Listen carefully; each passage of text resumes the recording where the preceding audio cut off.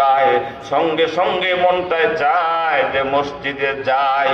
কিন্তু দোস্ত, যখন নামাজ জানে না, নামাজ বুঝে না, নামাজের তেলাওয়াত জানে না, তখন শয়তান তাকে আটকায়া দেয়, শয়তান তাকে বন্ধ করে দেয়। যাইয়া কি করবি, তুই তো নামাজই জানোস না। কথা ঠিক না বেঠিক? আমার ভাইয়েরা আরেকটা সমস্যা করে, আরেকটা শিক্ষিত যারা নামাজ জানে, রোজা জানে, বাবা মা নামাজ রোজা শিখাইছে, এমন কতগুলো আছে শয়তান আরেক পথে চাবি দেয়, আরেক পথে চাবি দেয়। সরাসরি মসজিদে যাইতে, নামাজ পড়তে নিষেধ করে না, আরেক জায়গায় চাবি দেয়। আমার ভাইরা চাবি দিয়া কাপড়টা নষ্ট করে দেয়। ওই যে পেশাব পাখানোর পরে একটু ডিলা কুলুপ নিব, এটা নিতে সুযোগ থাকে না, ভুললে যায়, নেয় না।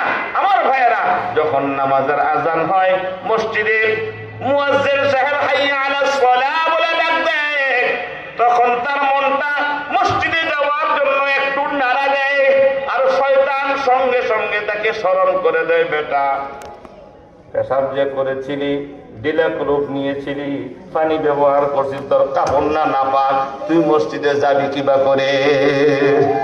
আমার ভাইয়েরা, অনেক যুবক বন্ধুদেরকে নামাজের জন্য ডাক দিলে, আজানের সময় হয়ে আজান দিলে, ডাক দিলে, হুজুর সমস্যা আছে, জানেন না? সমস্যা? আরে কি